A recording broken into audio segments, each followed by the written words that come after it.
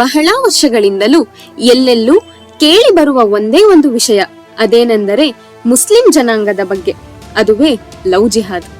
ಇತ್ತೀಚೆಗೆ ಬಿಡುಗಡೆಯಾದ ಕೇರಳ ಸ್ಟೋರಿ ಎಂಬ ಸಿನಿಮಾವು ಬಾಕ್ಸ್ ಆಫೀಸ್ ಅನ್ನೇ ಕೊಳ್ಳೆ ಹೊಡೆಯಿತು. ಈ ಸಿನಿಮಾವು ಕೂಡ ಇದೇ ವಿಷಯಕ್ಕೆ ಸಂಬಂಧಿಸಿದಾಗಿದೆ. ಏನಿದು ಲವ್ ಜಿಹಾದ್?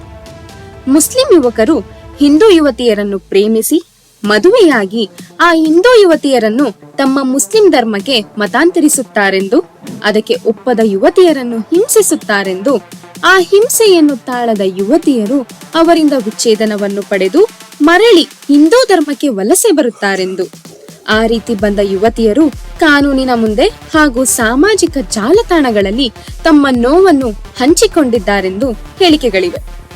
ಈ ಲವ್ ಜಿಹಾದ್ ಎಂಬುದು ನಿಜವಾಗಿಯೂ ಇರಬಹುದೇ, ಅಥವಾ ಒಂದು ಧರ್ಮದವರನ್ನು ಮಾನಸಿಕವಾಗಿ ಕುಗ್ಗಿಸಲು ಆ ಧರ್ಮದವರ ಮೇಲೆ ಹಾಕಿದ ಅಪವಾದವಿರಬಹುದೇ? ಈಗ ನಾವು ನಮ್ಮ ಸಮಾಜದಲ್ಲಿ ಅಂದರೆ ಹಿಂದೂಗಳಲ್ಲಿ ನಡೆಯುವ ಜಾತಿ ಪದ್ಧತಿಗಳ ಬಗ್ಗೆ ತಿಳಿಯೋಣ.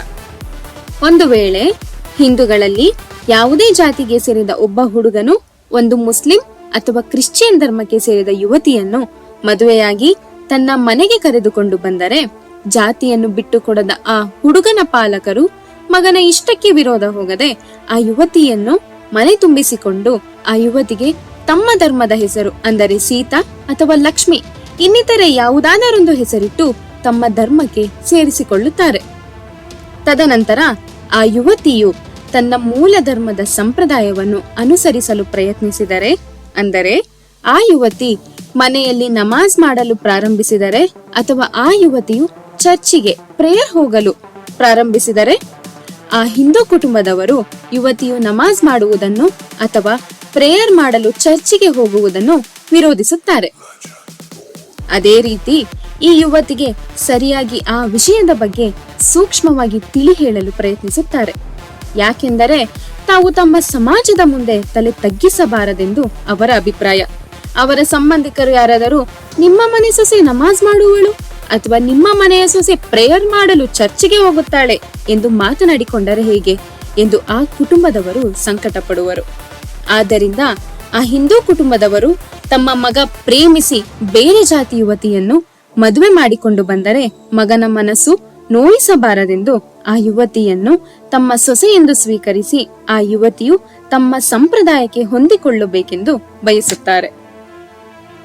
ಇಲ್ಲಿ ಹಿಂದೂಗಳಲ್ಲಿ ಇರುವ ಪ್ರತಿಯೊಂದು ಜಾತಿಯವರು ತಮ್ಮ ಮನೆಗೆ ಸೊಸೆಯಾಗಿ ಬರುವ ಹುಡುಗಿ ಯಾವುದೇ ಕಾರಣಕ್ಕೂ ತಮ್ಮ ಸಂಪ್ರದಾಯವನ್ನು ತಪ್ಪದೆ ಅದಕ್ಕನುಗುಣವಾಗಿ ತಮ್ಮ ಸಂಪ್ರದಾಯವನ್ನು ಅನುಸರಿಸಿಕೊಂಡು ಹೋಗಬೇಕೆಂದು ಬಯಸುತ್ತಾರೆ. ಹಾಗಾದರೆ ನಮ್ಮ ಮುಂದಿರುವ ಲವ್ ಜಿಹಾದ್ ಬಗ್ಗೆ ಚರ್ಚಿಸೋಣ. ಹಿಂದೂಗಳಂತೆಯೇ ಮುಸ್ಲಿಂ ಪಂಗಡದವರು ಸಹ ತಮ್ಮ ಮನೆಗೆ ಸೊಸೆಯಾಗಿ ಬರುವ ಹುಡುಗಿ ಯಾವುದೇ ಕಾರಣಕ್ಕೂ ತಮ್ಮ ಸಂಪ್ರದಾಯವನ್ನು ತಪ್ಪದೆ ತಮ್ಮ ಸಂಪ್ರದಾಯಕ್ಕೆ ಅನುಸರಿಸಿಕೊಂಡು ಹೋಗಬೇಕೆಂದು ಬಯಸುತ್ತಾರೆ. ಹೀಗಿರುವಾಗ ಅದು ಲವ್ ಜಿಹಾದ್ ಎಂದು ಹೇಗೆ ಪರಿಗಣಿಸಲ್ಪಡುತ್ತದೆ? ಲವ್ ಜಿಹಾದ್ ಇದು ಒಂದು ಸಮುದಾಯವನ್ನು ಈ ಸಮಾಜದ ಮುಂದೆ ಮಾನಸಿಕವಾಗಿ ಕುಗ್ಗಿಸಲು ಹಾಗೂ ಆ ಸಮುದಾಯವನ್ನು ಈ ಸಮಾಜದ ಮುಂದೆ ಧೃತಿಗೆಡಿಸಲು ಉಪಾಯದಿಂದ ಹೆಣೆದ ತಂತ್ರವೆನಿಸುತ್ತಿಲ್ಲವೇ?